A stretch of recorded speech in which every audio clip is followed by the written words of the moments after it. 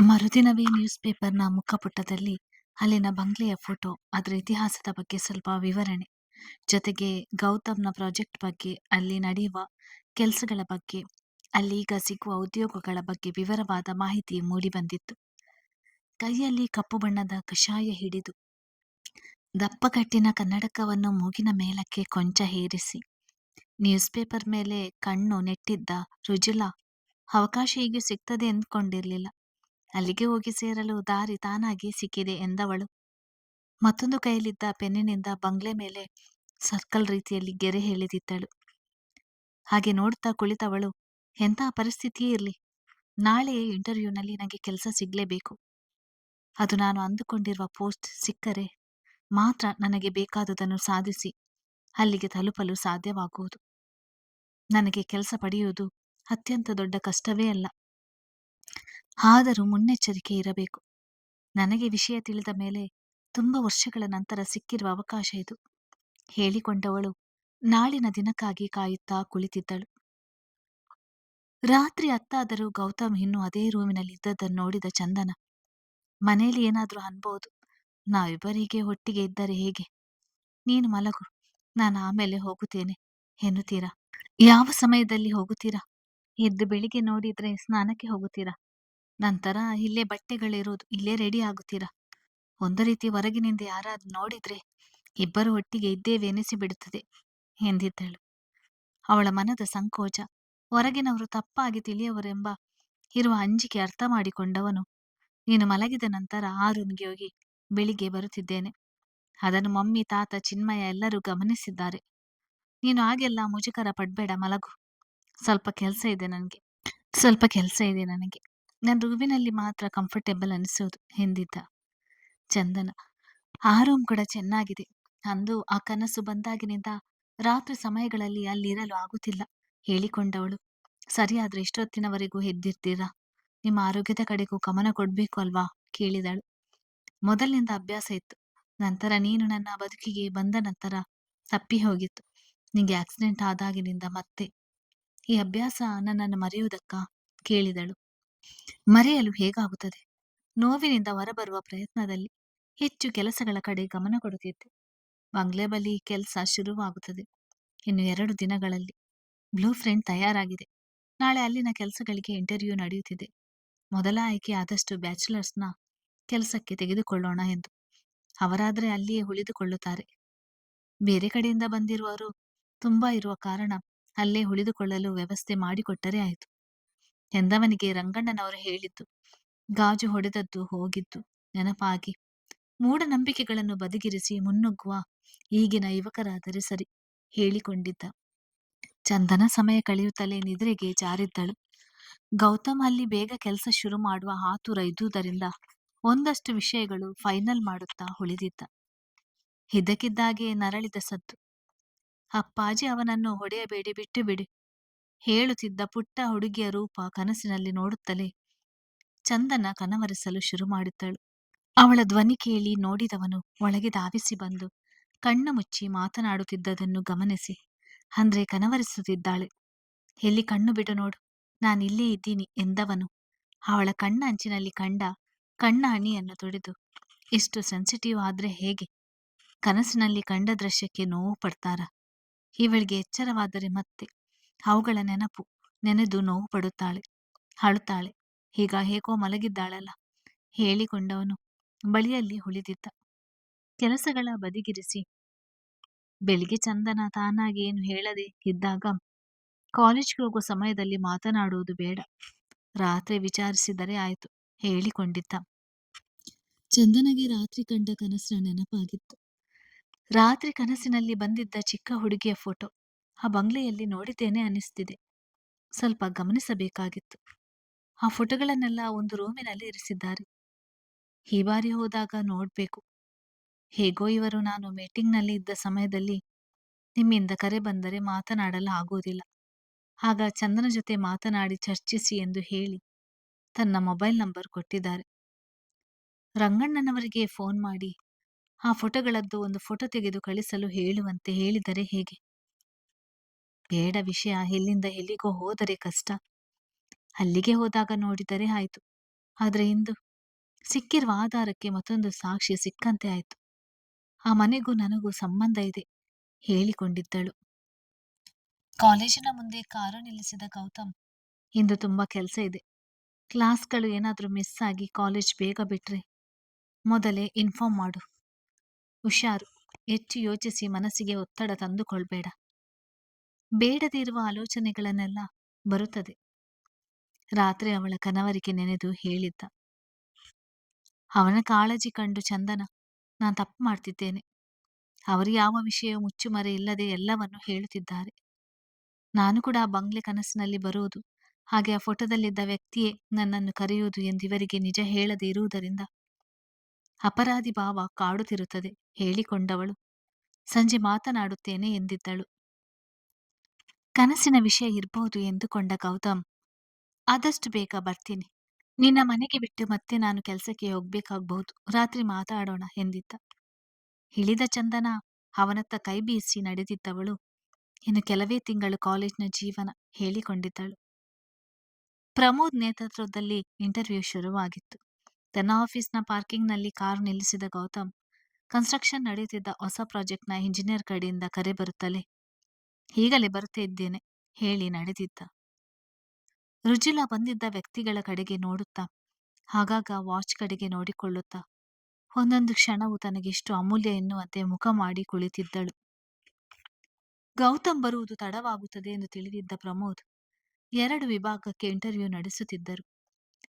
ಎರಡನ್ನೂ ವಿಭಾಗಗಳಿಗೂ ಬಂದಿದ್ದ ಅಭ್ಯರ್ಥಿಗಳಲ್ಲಿ ಗೌತಮ್ ಹೇಳಿದ ಕೆಲವೊಂದು ಅಂಶಗಳ ಆಧಾರದ ಮೇಲೆ ತಾವೇ ಇಂಟರ್ವ್ಯೂ ಮಾಡುತ್ತಿದ್ದರು.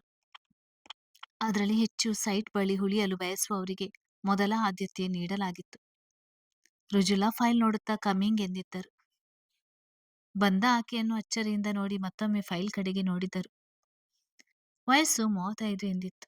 ಆದರೆ ತನ್ನ ಎದುರು ನಿಂತಿರುವುದು 20ರಿಂದ 25ರ ಒಳಗಿನ ಹರೆಯದ ಯುವತಿಯಂತೆ ಕಂಡಿದ್ದು ನೋಡಿ ಮತ್ತೊಮ್ಮೆ ಅವಳ ಹೆಸರು ಕೇಳಿದ್ದರು.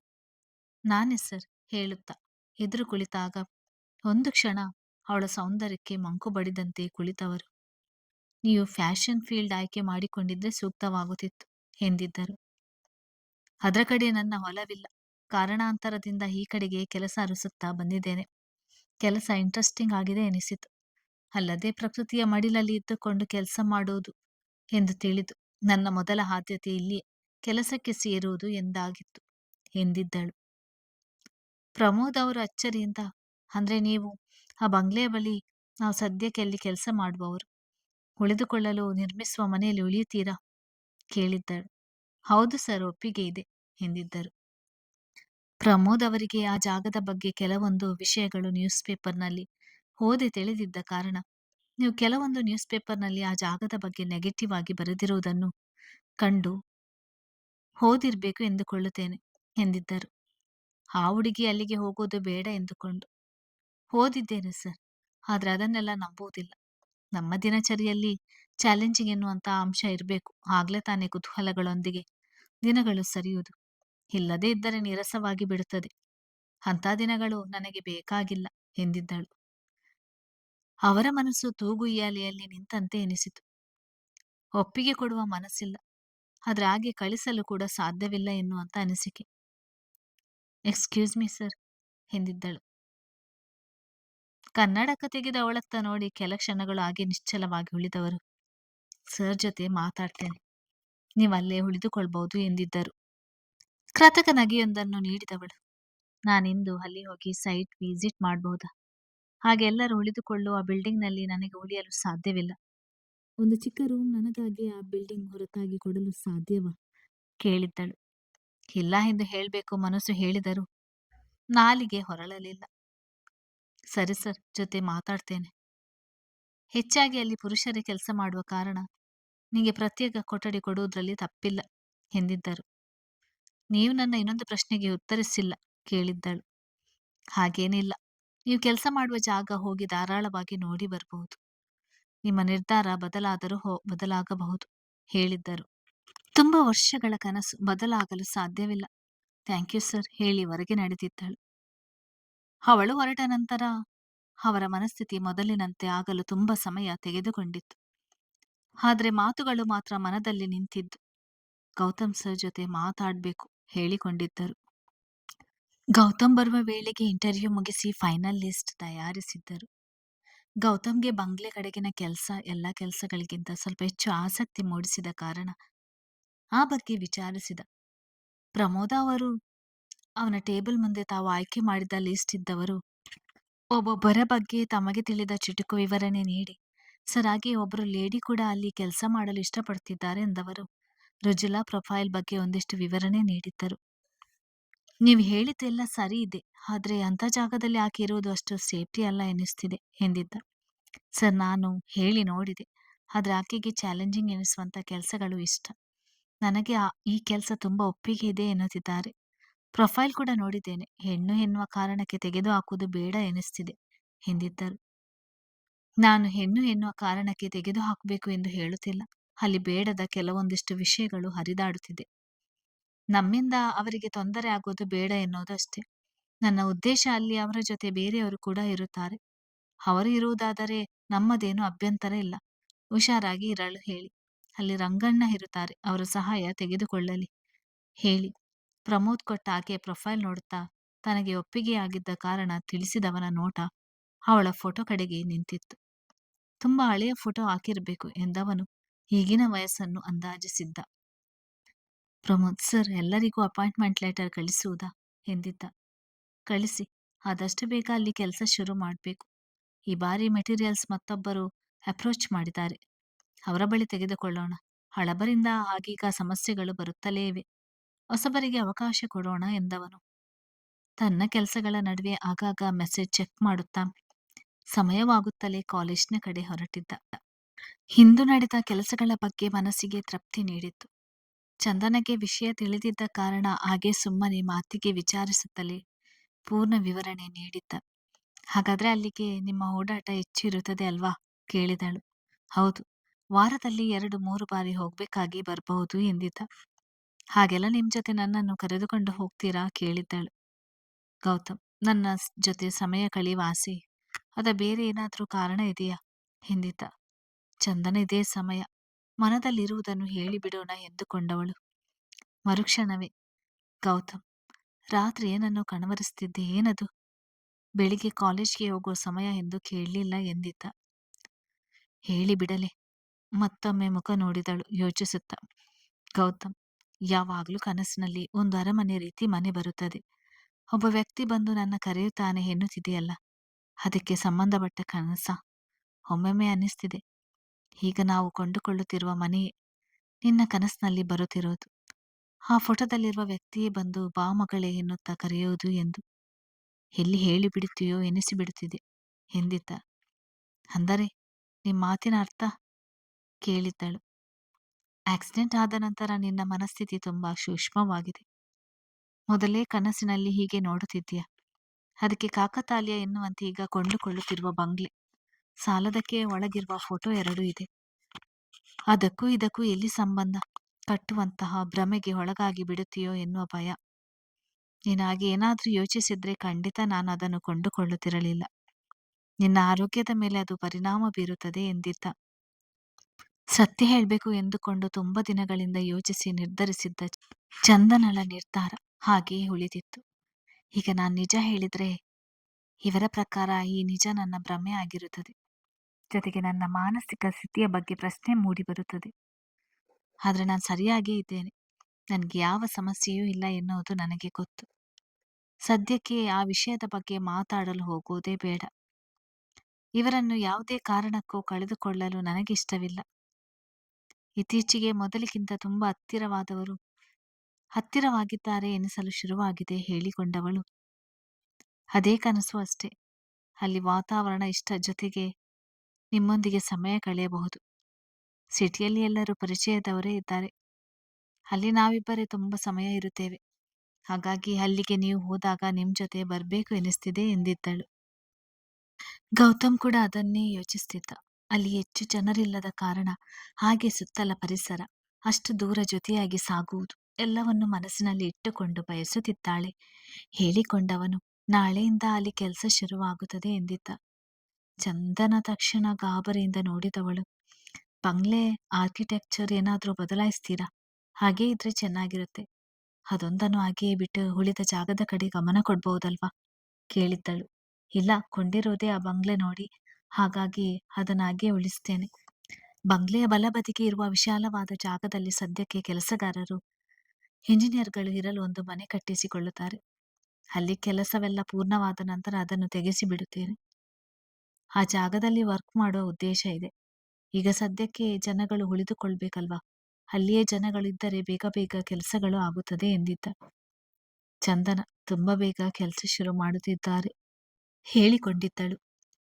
ಕೆಲಸಗಳು ಬೇಗನೆ ಶುರುವಾಗಿತ್ತು. ನೋಡಲು ತಲೆ ಶೀಟ್ ಎಳೆಯುವಷ್ಟು ಎತ್ತರಕ್ಕೆ ಬಂದಿದ್ದ ಸಿಮೆಂಟ್ ಇಟ್ಟಿಗೆಯಿಂದ ಮಾಡಿದ್ದ ವಿಶಾಲವಾದ ಹಾಲ್, ಒಂದೆರಡು ರೂಮ್ಗಳು, ಜೊತೆಗೆ ಇದೆಲ್ಲಕ್ಕಿಂತ ಹೊರತಾಗಿ ಮತ್ತೊಂದು ಆ ಕಡೆ ಈ ಕಡೆ ದಿಕ್ಕಿಗೆ ವಿಶಾಲವಾದ ಕಿಟಕಿಗಳನ್ನು ಹೊಂದಿ ಪುಟ್ಟ ಮನೆಯಂತೆ ಎದ್ದು ನಿಂತಿದ್ದ ಕಟ್ಟಡದ ನೋಡುತ್ತಾ ಉಳಿದ ರಂಗಪ್ಪನವರು, ದುಡ್ಡಿದ್ರೆ ಏನ್ ಬೇಕಾದ್ರೂ ಮಾಡ್ಬೋದು. ನಿನ್ನೆ ಮೊನ್ನೆವರೆಗೂ ಪಾಲು ಬಿದ್ದ ಜಾಗ. ಈಗ ಜನಗಳು ಓಡಾಡ್ತಾನೆ ಇರ್ತಾರೆ. ಮೊದಲಂಗೆ ಭಯ ಆಗ್ತಿಲ್ಲ. ನಾನೇ ಈ ಹಾದಿನಾಗ ಓಡಾಡುವಾಗ ಒಂದೆರಡು ಸಲ ಅಳುವುದು, ಹುಚ್ಚರಂತೆ ಯಾರೋ ನಗೋದು ಕೂಗೋದು ಕೇಳಿದ್ದೇನೆ. ಕಾರಣ ಏನೋ ಇರ್ಬೋದು. ಏನಾದ್ರೂ ಇರ್ಲಿ, ನಾನಿಲ್ಲಿ ಕೆಲಸ ಶುರುವಾದ್ರೆ ಸಮಸ್ಯೆ ಆಗುತ್ತದೆ ಎಂದುಕೊಂಡಿದ್ದೆ.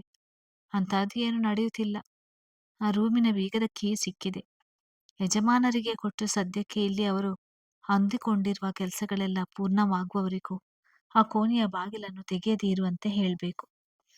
ಈಗಿನ ಕಾಲದ ಜನ ಅದನ್ನೆಲ್ಲ ನಂಬೋರೆ. ಅಮ್ಮವರಿಗೊಂದು ಮಾತು ತಿಳಿಸ್ಬೇಕು ಹೇಳಿಕೊಂಡಿದ್ದ. ಬಂದು ನಿಂತ ಪುಟ್ಟ ಕಾರಿನಿಂದ ಇಳಿದ ಹೆಣ್ಣಿನ ಕಡೆಗೆ ನೋಡಿದವನು, ನನ್ನ ಜೀವನದಲ್ಲಿ ಇಷ್ಟು ಸುಂದರವಾಗಿರುವ ಹೆಣ್ಣನ್ನು ನೋಡಿಯೇ ಇಲ್ಲ ಅನ್ನಿಸ್ತಿದೆ. ಒಂದು ಕ್ಷಣ ನೋಡಿ ತಲೆ ತಗ್ಗಿಸಿದವರು, ನಾನೇನು ತಪ್ಪಾದ ದೃಷ್ಟಿಯಿಂದ ನೋಡ್ಲಿಲ್ಲ. ಇಷ್ಟು ಚೆನ್ನಾಗಿ ಇರ್ತಾರೆ ಹೆಣ್ಣು ಮಕ್ಕಳು ಅಂತ ನೋಡಿದ್ದು ಅಷ್ಟೇ ಎಂದುಕೊಂಡವರು ನಗುತ್ತಾ ಬಂದು, ಬನ್ನಿ ಮೇಡಮ್, ಇವತ್ತೇನು ಬೇಗನೆ ಬಂದಿದ್ದೀರಿ ಎಂದಿದ್ದರು. ಸಿಕ್ಕಿರುವ ಕೆಲಸದಲ್ಲಿ ಒಳ್ಳೆಯ ಹೆಸರು ತೆಗೆದುಕೊಂಡು ಮುಂದುವರಿಯಬೇಕಲ್ವಾ? ಹಾಗಾಗಿ ಬೇಗ ಬಂದಿತ್ತು. ಇನ್ನು ಕೆಲಸದವರು ಯಾರು ಬಂದಿಲ್ಲ ಎನಿಸ್ತಿದೆ. ಸುತ್ತಲೂ ನೋಡಿ ಕೇಳಿದಳು. ಎಲ್ಲರೂ 9ರ ಮೇಲೆ ಬರ್ತಾರೆ. ಇನ್ನ ಇಲ್ಲಿ ಮನೆ ಕಟ್ಟಿಸಿ ಇಲ್ಲೇ ಉಳಿಯುವ ಹಾಗೆ ಆದಾಗ ಯಾವಾಗ್ಲೂ ಜನಗಳು ಇಲ್ಲೇ ಇರ್ತಾರೆ ಎಂದಿದ್ದರು. ಹೌದು, ಹೀಗೆಲ್ಲಿ ಉಳಿದುಕೊಳ್ಳಲಾಗುತ್ತದೆ? ಆದ್ರೂ ಸರ್ ಪರ್ಮಿಷನ್ ಕೊಟ್ಟಿದ್ರೆ ಬಂಗ್ಲೆಯಲ್ಲಿ ಉಳಿದುಕೊಳ್ಬಹುದಾಗಿತ್ತು ಎಂದಿದ್ದಳು. ಅದ್ರ ಕಡೆಗೆ ನೋಡುತ್ತಾ ಅಂದು ಮಧ್ಯರಾತ್ರಿ ಬಂದು ನೋಡಿದ ದಿನದ ಅನುಭವ ನೆನಪಾಗಿತ್ತು. ಒಮ್ಮೆ ಜೋರಾದ ಅಳು, ಒಮ್ಮೆ ಜೋರಾದ ನಗು. ನನ್ನ ಕುಟುಂಬಕ್ಕೆ ಅನ್ಯಾಯ ಮಾಡಿದವನು ಅತೃಪ್ತ ಆತ್ಮನಾಗಿ ಅಳೆಯುತ್ತಿದ್ದಾನೆ. ಅವನನ್ನು ನನ್ನ ಅಧೀನಕ್ಕೆ ತೆಗೆದುಕೊಳ್ಬೇಕು. ನಂತರ ಅವನು ಜನರಿಂದ ಅನ್ಯಾಯದ ಮಾರ್ಗದಲ್ಲಿ ಹೋಗಿ ದೋಚಿಕೊಂಡಿರುವ ಬಂಗಾರವನ್ನು ಎಲ್ಲಿ ಇಟ್ಟಿದ್ದಾನೆ ಎಂದು ತಿಳಿದುಕೊಳ್ಬೇಕು. ಅವನು ಸತ್ತ ನಂತರ ಕುಟುಂಬದವರಿಗೆ ಇಡೀ ಬಂಗ್ಲೆಯಲ್ಲಿ ಎಲ್ಲಿಯೂ ಚೂರು ಬಂಗಾರ ಸಿಗ್ಲಿಲ್ವಂತೆ. ಅಂದ್ರೆ ಒಂದು ನಿಗೂಢ ಜಾಗದಲ್ಲಿ ಇಟ್ಟಿದ್ದಾನೆ ಎಂದು ತಿಳಿದಿದೆ. ಆದ್ರೆ ಎಲ್ಲಿ? ಇರ್ಲಿ, ಇನ್ನು ಮುಂದೆ ಹೇಗೋ ಇಲ್ಲೇ ಇರುತ್ತಾನಲ್ಲ, ಇದು ಇನ್ನು ನನ್ನ ಜಾಗ ಹೇಳಿಕೊಂಡವಳು ಸುತ್ತಲೂ ನೋಡುತ್ತಾ ಉಳಿದಿದ್ದಳು. ಗೌತಮ್ ಅಂದು ಚಂದ್ರನನ್ನು ಕಾಲೇಜ್ ಬಳಿ ಡ್ರಾಪ್ ಮಾಡಿದವನು. ಬಂಗ್ಲೆ ಬಳಿ ಹೋಗುತ್ತಿದ್ದೇನೆ, ಅದನ್ನಿವಳಿಗೆ ಹೇಳ್ಬಹುದು. ಆದ್ರೆ ಕ್ಲಾಸ್ ಬಿಟ್ಟು ಬರುತ್ತೇನೆ ಎನ್ನುತ್ತಾಳೆ. ನಾನು ಈಗ ಹೋಗಿ ಅಲ್ಲಿಯ ಕೆಲಸಗಳನ್ನು ಗಮನಿಸಿ ಬೇಗ ಬಂದು ಬಿಡುತ್ತೇನೆ. ಸುಮ್ಮನೆ ಇವಳು ಕೂಡ ಅಷ್ಟು ದೂರ ಬಂದು ಹೋಗಿ ಆಯಾಸ ಯಾಕೆ ಹೇಳಿಕೊಂಡವನು ವಿಷಯ ತಿಳಿಸದೆ ಸಂಜೆ ಹೊರಗೆ ಹೋಗೋಣ ಎಂದಿದ್ದ. ಸರಿ, ಆದ್ರೆ ಕಾಲೇಜ್ನಿಂದ ಮನೆಗೆ ನಾನೇ ಹೋಗುತ್ತೇನೆ. ಈಗ ರೂಟ್ಗಳೆಲ್ಲ ತಿಳಿದಿದೆ ಎಂದಿದ್ದಳು. ಈಗ ಅರ್ಥ ಮಾಡಿಕೊಳ್ಳುತ್ತಾಳೆ ಒಂದು ಮಟ್ಟಕ್ಕೆ ಎಂದುಕೊಂಡವನು, ಗೌತಮ್ ವರ್ಮನ ಶತ್ರುಗಳು ಅವನು ಮದುವೆ ಆಗುವ ಹುಡುಗಿಯನ್ನು ಟಾರ್ಗೆಟ್ ಮಾಡುವುದು ಬೇಡ, ಅರ್ಥ ಮಾಡಿಕೊ. ನನ್ನ ಸೇಫ್ಟಿಗಿಂತ ನನಗೆ ನಿನ್ನ ಸೇಫ್ಟಿ ತುಂಬಾ ಮುಖ್ಯ. ಒಮ್ಮೆ ಅಪಾಯದಿಂದ ಪಾರಾಗಿದ್ಯಾ, ಮತ್ತೆ ನಿನ್ನನ್ನು ಅಲ್ಲಿಗೆ ನಿಲ್ಲಿಸಲು ಸಾಧ್ಯವಿಲ್ಲ ಎಂದಿದ್ದ. ಚಂದನಗೆ ಆ ಮಾತು ಕೇಳಿ ಮನಸ್ಸು ತುಂಬಿ ಬಂದರು. ಅದರ ಬೆನ್ನಲ್ಲೇ ಯೋಚನೆ ಮಾಡಿತು. ಅಂದ್ರೆ ನಾನು ಇವರನ್ನು ಮದುವೆಯಾಗುವ ಹುಡುಗಿ ಎಂದು ತಿಳಿದು ಟಾರ್ಗೆಟ್ ಮಾಡಿ ಆಕ್ಸಿಡೆಂಟ್ ಮಾಡಿದ್ದ ಆಲೋಚನೆ ಮೂಡಿತು. ಈಗ ಬೇಡ, ಆಫೀಸ್ಗೆ ಹೋಗುತ್ತಿದ್ದಾರೆ, ರಾತ್ರಿ ಕೇಳಿದ್ರೆ ಆಯ್ತು ಎಂದುಕೊಂಡವಳು ಇಳಿದು ಹೋಗಿ ಬರುವುದಾಗಿ ತಿಳಿಸಿ ನಡೆದಿದ್ದಳು. ಬಂಗ್ಲೆ ಬಳಿ ಬಂದ ಗೌತಮ್ ಮುಖದಲ್ಲಿ ತೃಪ್ತಿ ಮೂಡಿತು. ಅಲ್ಲಿ ಕೆಲಸ ಮಾಡುವ ಜನಗಳು ಉಳಿದುಕೊಳ್ಳುವ ಮನೆ ಹೆಚ್ಚು ಕಡಿಮೆ ಪೂರ್ಣವಾಗುವ ಹಂತಕ್ಕೆ ಬಂದಿತ್ತು. ಅದರ ಜೊತೆಗೆ ಜೆಸಿಪಿಗಳು ಚಾಲು ಆಗಿ ಕೆಲಸ ಮುಂದುವರೆದಿತ್ತು.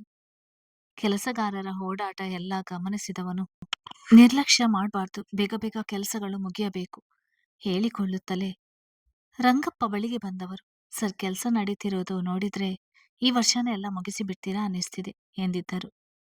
ಸಮಯಕ್ಕಿಂತ ಮುನ್ನವೇ ಆ ವ್ಯಕ್ತಿ ಅಲ್ಲಿಗೆ ಬರುವುದು ತಿಳಿದಿತ್ತು. ನಂಬಿಕೆಗೆ ಅರ್ಹ ವ್ಯಕ್ತಿ ಎನಿಸಿತು. ಸಮಸ್ಯೆ ಇದೆ ಎಂದು ತಿಳಿದು ಹಣಕ್ಕಾಗಿ ಆಸೆ ಪಡದೆ ಅದನ್ನು ನೇರವಾಗಿ ತಿಳಿಸಿದ ರೀತಿ ನಂಬುವಂತೆ ಮಾಡಿತ್ತು. ಇಲ್ಲಿ ವರ್ಷಕ್ಕೆ ಕೆಲಸ ಮುಗಿದ್ರು ನೀವು ಕೊನೆವರೆಗೂ ಇಲ್ಲಿಯೇ ಬಂಗ್ಲೆಯ ಇನ್ಚಾರ್ಜ್ ಆಗಿ ಕೆಲಸಕ್ಕೆ ಇರ್ತೀರಾ ಎಂದನು. ಮುಂದೆ ಸಾಗುತ್ತಲೇ ಅಲ್ಲಿ ಕೆಲಸ ಮಾಡಿಸ್ತಿದ್ದ ಇಂಜಿನಿಯರ್ಸ್ಗಳು ಅವನ ಕಡೆಗೆ ಬಂದಿದ್ದರು. ಬಂಗ್ಲೆಯ ಹಿಂಭಾಗಕ್ಕೆ ಹೋದವನು ಅಲ್ಲಿಯ ಕೆಲಸ ಕಾರ್ಯಗಳನ್ನು ಗಮನಿಸಿ ಒಂದಿಷ್ಟು ಸಲಹೆ ಸೂಚನೆ ನೀಡಿ ತಿರುಗಿ ಬರುವ ಸಮಯದಲ್ಲಿ ಒಮ್ಮೆ ಎಲ್ಲ ಕಡೆಗೂ ಗಮನ ಕೊಟ್ಟಿದ್ದ. ಅಲ್ಲಿನ ಕೆಲಸಕ್ಕೆ ಮುಖ್ಯವಾಗಿ ನೇಮಿಸಿದ್ದ ಇಂಜಿನಿಯರ್ಗಾಗಿ ಅವನ ಹುಡುಕಾಟ ನಡೆದಿತ್ತು. ಎಲ್ಲಿ ಆ ಲೇಡಿ ಇನ್ನೂ ಬಂದಿಲ್ಲ ಎಂದಿದ್ದ. ಅಲ್ಲಿ ರುಜುಲಾ ಒಬ್ಬಳೆ ಕೆಲಸ ಮಾಡುತ್ತಿದ್ದದ್ದು ತಿಳಿದಿದ್ದ ಕಾರಣ ಇಂಜಿನಿಯರ್ಸ್ ಸರ್ ಪ್ರತಿದಿನ ನಮಗಿಂತ ಬೇಗ ಬರುತ್ತಿದ್ದರು, ಇಂದು ಯಾಕೋ ತಡವಾಗಿದೆ ಎಂದಿದ್ದರು. ತನ್ನ ಬಳಿ ವರ್ಷದಿಂದ ಆತ ಕೆಲಸ ಮಾಡುತ್ತಿದ್ದ ಕಾರಣ ಕೆಲಸದಲ್ಲಿ ಹೇಗೆ ಆಕೆಯ ಬಗ್ಗೆ ಪ್ರಮೋದ್ ತುಂಬಾ ರೆಕಮೆಂಡ್ ಮಾಡ್ತಿದ್ರು. ಹಾಗಾಗಿ ಆ ಪೋಸ್ಟ್ ಕೊಟ್ಟಿದ್ದು.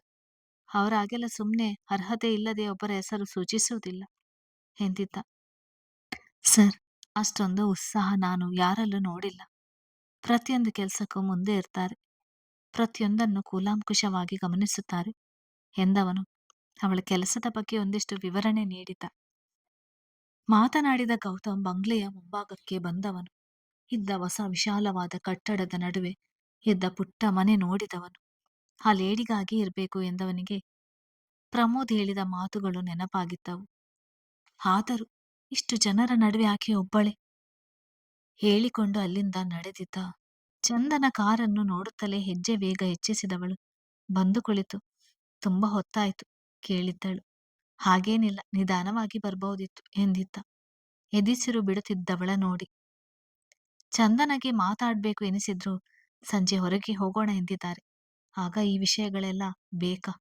ಅವರ ಮನಸ್ಥಿತಿ ಹಾಳಾದ್ರೆ ಕೆಲಸದಿಂದ ಸಾಕಾಗಿ ಬಂದಿರ್ತಾರೆ ಹೇಳಿಕೊಂಡಿದ್ಲು. ಗೌತಮ್ ಕೂಡ್ಲೆ ಬಂಗ್ಲೆ ಬಳಿ ನಡೆಯುತ್ತಿರುವ ಕೆಲಸಗಳ ಬಗ್ಗೆ ಹೇಳ್ಬೇಕು ಎಂದುಕೊಂಡವನು. ಇಂದು ನಾನು ಅಲ್ಲಿ ಹೋಗಿದ್ದು ಹಾಗೆ ಇವಳನ್ನು ಬಿಟ್ಟು ಹೋಗಿದ್ದು ತಿಳಿದರೆ ಬೇಸರಗೊಳ್ಳುತ್ತಾಳೆ. ಈ ಭಾನುವಾರ ಕರೆದುಕೊಂಡು ಹೋದ್ರೆ ಆಯ್ತು. ನಾಳೆ ನಾಳಿದ್ರಲ್ಲಿ ಅಲ್ಲಿನ ಕಟ್ಟಡದ ಕೆಲಸ ಸಂಪೂರ್ಣ ಮುಗಿದು ಕೆಲಸಗಾರರು ಬಂದು ಇರುತ್ತಾರೆ. ವಾತಾವರಣ ಬದಲಾಗಿರುತ್ತದೆ ಹೇಳಿಕೊಂಡಿದ್ದ. ಮನೆಯ ಕಡೆಗೆ ಬರುತ್ತದೆ. ನೀನು ಆರಾಮವಾಗಿದ್ರೆ ಒಂದು ಲೋಟ ಕಾಫಿ ಸಿಗುತ್ತಾ? ನಿನ್ನ ಕೈ ಕಾಫಿ ಅಭ್ಯಾಸ ಆಗಿ ಚೆನ್ನಯ್ಯ ಕೊಡುವ ಕಾಫಿ ಒಂದು ರೀತಿ ಎನಿಸ್ತಿದೆ ಎಂದಿದ್ದ. ಅದರ ಬೆನ್ನಲ್ಲೇ ಮಕ್ಕಳ ಮಾತುಗಳನ್ನು ಕೇಳಿ ಪಾವನಿ ಮಕ್ಕಳು ಬಂದಿದ್ದಾರಾ?